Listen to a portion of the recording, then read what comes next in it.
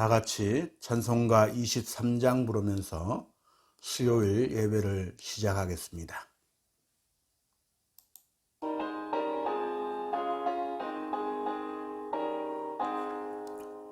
만입이 내게 있으면 거의 다 가지고 내 구주 주시는 종을 널 찬송하겠네.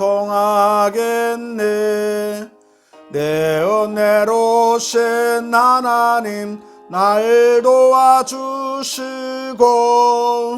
이 크신 영광을 입혀 다 알게 하소서.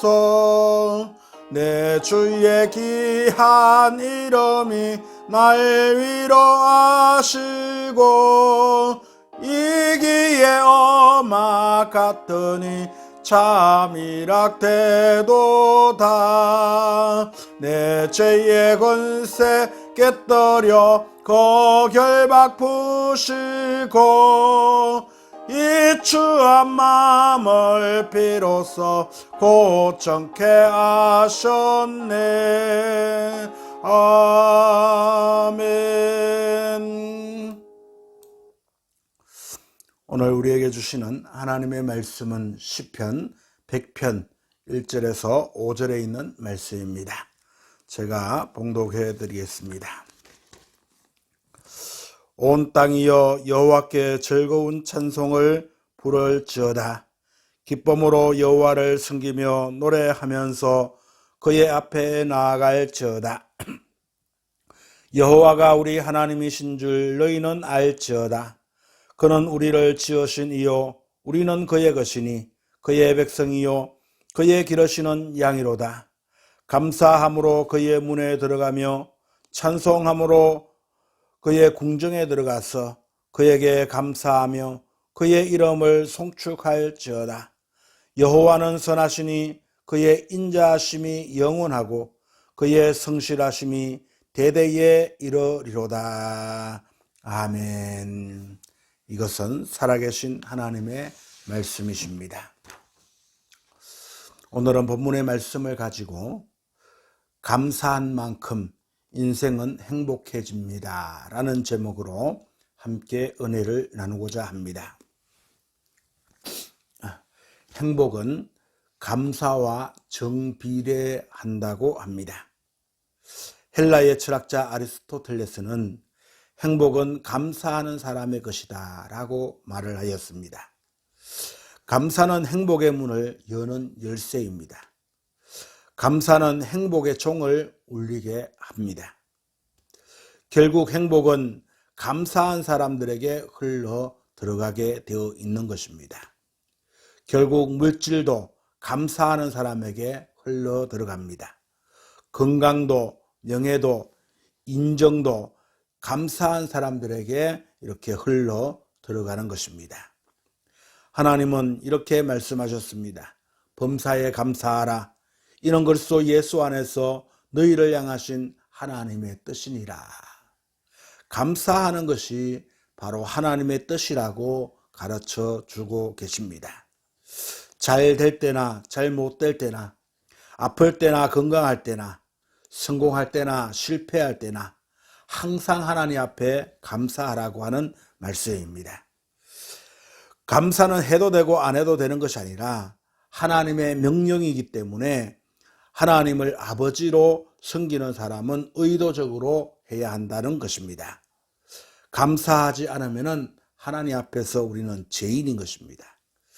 감사를 못하면 우리의 마음이 허망해지며 미련한 마음이 어두워져서 우둔하게 된다는 것입니다.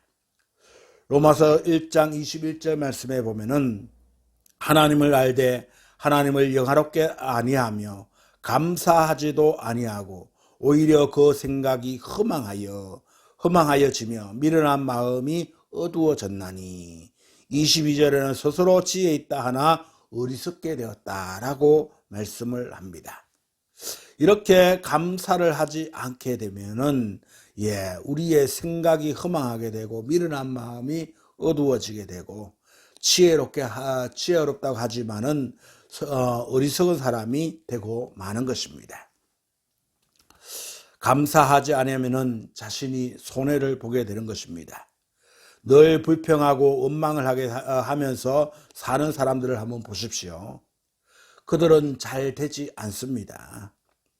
주어진 조건에 감사하지 못하고 사기치고 다른 사람들을 이용을 하고 하는 사람들, 결국 그들은 행복하게 살지 못하는 것을 보게 됩니다. 감사는 우리 삶에 능력을 가져오게 합니다. 반면에 감사를 하게 되면은 하나님을 영화롭게 하고, 감사는 감사로 제사를 드리는 자가 나를 영화롭게 한다고 하였습니다. 그의 행위를 옳게 하는 자에게 하나님의 구원을 보리라. 기쁘게 하시고 또 우리가 풍요롭게 하신다라고 말씀을 합니다. 그러니까 감사한 만큼 우리의 삶은 풍요롭고 행복해진다라고 하는 말씀입니다. 오늘 본문 4절 말씀을 한번 보십시오. 감사함으로 그의 문에 들어가며 찬송함으로 그의 궁정에 들어간다라고 말씀하고 있습니다. 사람들이 신앙생활을 하면서도 하나님께 가까이 가지 못하는 이유는 감사와 찬양을 등한시하기 때문에 그렇습니다. 구약의 제사장들은 하나님 앞에서 매일 향을 피웠습니다.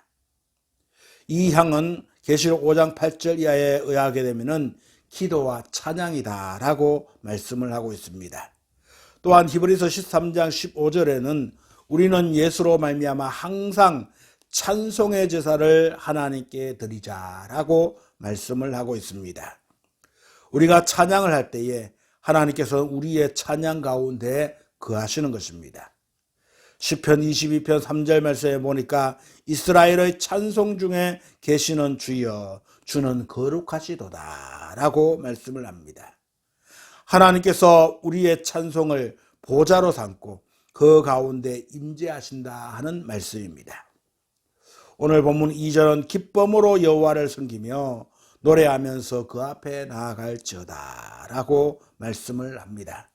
하나님께 드리는 찬양은 악의 세력인 마귀와 사탄을 쫓는 무기가 되는 것입니다.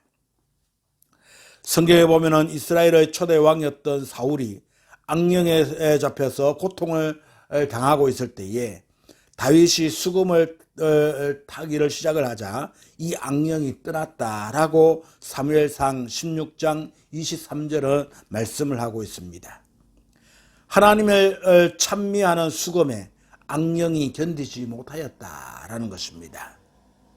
마귀는 찬양하는 것을 가장 두려워합니다. 찬양은 빛 대신 하나님을 모셔오기 때문에 어두움의 세력인 이 마귀와 사탄들이 견디지 못하고 도망가게 되어 있는 것입니다. 어두움이 빛 앞에서 흔적도 없이 사라지는 것처럼 마귀는 빛 대신 하나님의 임재 앞에서 움츠려들게 되고 결국에는 쫓겨나게 되는 것입니다. 여러분, 그러므로 찬양할 때에 우리 하나님의 임재를 경험하지 않습니까? 간절하게 하나님 앞에 찬양을 하게 되면 그 시간에 하나님의 임재를 경험하게 될 것입니다. 하나님이 임재하고 계시는데 악한 마귀 사탄이 어떻게 우리의 곁에서 우리를 해방하고 우리를 괴롭게 할 수가 있겠습니까? 그러므로 믿는 자들은 두세 사람이 모일 때마다 우리는 주님께 찬양을 드려야 한다라는 것입니다. 찬양을 드릴 때에 악한 마귀는 떠나가게 되어 있는 것입니다. 마태복음 18장 19절 말씀에 진실로 다시 너희에게 이르노니 너희 중에 두 사람이 땅에서 합심하여 무엇이든지 구하면 하늘에 계신 내 아버지께서 그들을 위하여 이루게 하시느니라. 20절 말씀에는 두세 사람이 내 이름으로 모인 곳에는 나도 그들 중에 있다라고 말씀을 합니다. 사도행전 16장에 보니까 바울과 실라가 이렇게 많이 맞았습니다. 그리고 이 많이 맞은 이후에 옥에 가두게 되었는데 그들에게 손에는 착고가 차여져 있었고 이제 힘도 없는 그러한 상황이었습니다. 그럼에도 불구하고 그 밖에서는 간수들을 명하여서 든든히 지키라고 하였습니다.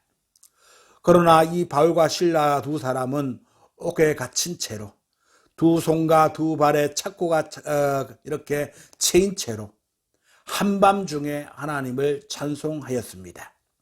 하나님을 찬송하니까 이때 갑자기 큰 지진이 일어나게 되었고 옥문이 열리는 놀라운 역사가 일어나게 되었습니다. 오늘 본문 4절 다시 한번 읽어봅니다. 감사함으로 그 문에 들어가며 찬송함으로 그 궁정에 들어가서 그에게 감사하며 그 이름을 송축할지어다.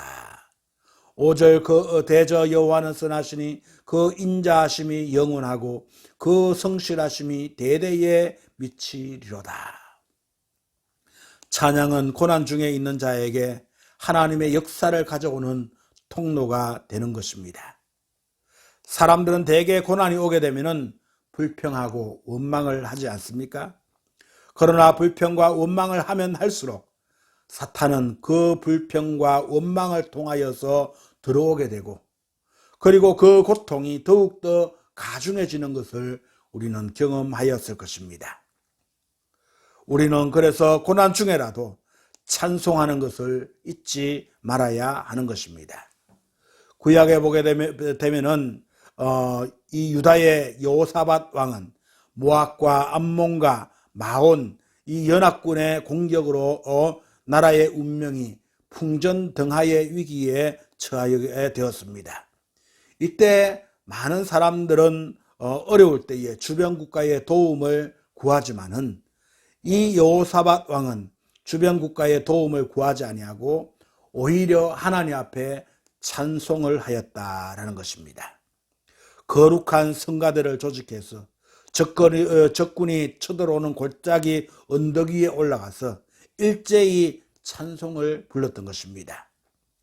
그래서 역대하 20장 20절로 23절 보면 오니까 하나님께서 복병을 일으켜서 모압과 암몬과 마온 족속을 치게 하셨고 저들끼리 싸우게 하심으로 말미암아 완전한 승리를 안겨다 주었습니다. 적들과 싸우는 데에 노래를 부르고 있다, 찬송을 부르고 있다, 이해가 되지 않는 것입니다. 그러나 하나님께 찬송을 드렸기 때문에 하나님께서 이 적들을 물리쳐 주셨던 것입니다. 이처럼 감사의 찬송을 통하여서 하나님께서는 놀라운 역사를 베풀어 주신다는 사실입니다. 어렵고 힘들지라도 많은 사람들이 우리를 대적해 올지라도 그때에 우리는 절망 가운데 있지 마시고 하나님 바라보면서 하나님 앞에 감사하며 찬송하는 여러분들이 되시기를 바랍니다. 그리하면은 하나님께서 그 모든 문제를 해결해 주시고 승리하는 여러분들이 될 것입니다. 다니엘은 고난이 올 때에 하루 3번씩 창문을 열고 하나님 앞에 감사 기도를 하였습니다. 그리고 다니엘은 풀무불 속에서도 감사를 하나님 앞에 하였습니다. 그렇게 하였을 때에 결국에는 하나님께서 풀무불 가운데서도 건져주셨습니다. 우리도 이런 신앙의 사람들이 될 수 있어야 됩니다. 어떠한 어려움과 고난이 다가올지라도 하나님을 바라보고 감사할 때에 하나님께서 우리의 모든 고난을 해결해 주시고 또한 이 고난에서 벗어나게 해 주실 줄로 믿습니다. 그리고 환난 가운데 감사할 때에 환난 뒤편에 축복이 온다는 것입니다. 하나님께서는 도와주십니다. 그래서 우리에게 더 큰 은혜와 축복을 허락하여 주시는 것입니다. 아픈 만큼 성숙해진다 하는 말이 있지 않습니까? 모든 환난을 잘 이겨내게 되면은 하나님께서는 그 뒤에 더 큰 축복이 있다는 사실을 꼭 기억하시기 바랍니다. 오늘도 환난 가운데 계신 우리 성도들은 없습니까? 하나님께서 그 환난 뒤에 예비해 놓으신 이 축복을 보면서 하나님 앞에 감사하고 찬송하는 여러분들이 되시기를 바랍니다. 데살로니가전서 5장 16절로 18절 말씀에 보니까 항상 기뻐하라, 쉬지 말고 기도하라, 범사에 감사하라, 이는 그리스도 예수 안에서 너희를 향하신 하나님의 뜻이니라. 기도하시겠습니다. 하나님 아버지 감사합니다. 세상에는 많은 어려움이 있습니다. 많은 고난이 다가오고 환난이 닥쳐올 때가 얼마나 많이 있습니까? 하나님 아버지, 믿음의 선진들은 이러한 고난과 환난이 찾아올 때에 하나님 아버지 주변 사람들에게 도움을 청하지 아니하고 하나님 바라보면서 하나님 앞에 감사 찬양을 하였습니다. 이렇게 감사 찬양을 하였더니 모든 환난과 고난을 이겨내는 귀한 은혜를 경험하게 되었습니다. 그리고 그들은 이렇게 감사하게 되면 행복이 찾아온다는 것을 깨닫게 되었습니다. 하나님 아버지, 오늘 우리도 세상을 의지하지 않게 하여 주시고 오직 하나님 바라보면서 감사와 찬송으로 말미암아 모든 역경을 이겨내는 귀한 우리 믿음의 성도들이 되게 인도하여 주시옵소서. 그래서 감사와 찬송을 통하여 우리 그 뒤에 예비해 놓으신 하나님의 축복을 경험하는 우리 온 교회 성도들이 되게 인도하여 주시옵소서. 지금은 우리 구주 예수님의 크신 은혜와 하나님 아버지의 극진하신 사랑하심과 성령님의 교통하심이 오늘도 감사와 찬송을 하게 되면 모든 곤란과 환난을 물리치고 하나님이 예비하신 축복을 경험하게 된다는 귀하신 하나님의 진리의 말씀을 깨닫고 날마다 감사와 찬송을 하며 살기로 다짐하는 사랑하는 성도들 머리 위에 그들의 가정과 흩어져 있는 자녀들과 그들의 가정 위에 그들이 하시는 생업과 직장과 사업 위에 피로갑주 사신 우리 희망찬 교회 위에 나라와 민족 위에 이제로부터 영원토록 함께 하시기를 간절히 축원하옵나이다. 아멘. 이제 여러분들의 자리에서 다음과 같은 기도의 제목을 놓고 기도하시고 조용히 예배를 마치시기를 바랍니다. 첫 번째로는 가정을 위해서 여러분들의 생업과 직장과 사업과 자녀를 위하여 기도하시기 바랍니다. 두 번째로는 우리 희망찬 교회를 위해서 기도하시기 바랍니다. 목사님을 위해서, 우리 성도들을 위해서, 또 우리 교회의 사명인 전도를 위해서 기도해 주시기를 바랍니다. 세 번째로는 우리가 살고 있는 이 삼북지역과 나라와 민족을 위해서 하나님 앞에 간절히 기도하시고 자유롭게 예배를 마쳐 주시기를 바라겠습니다.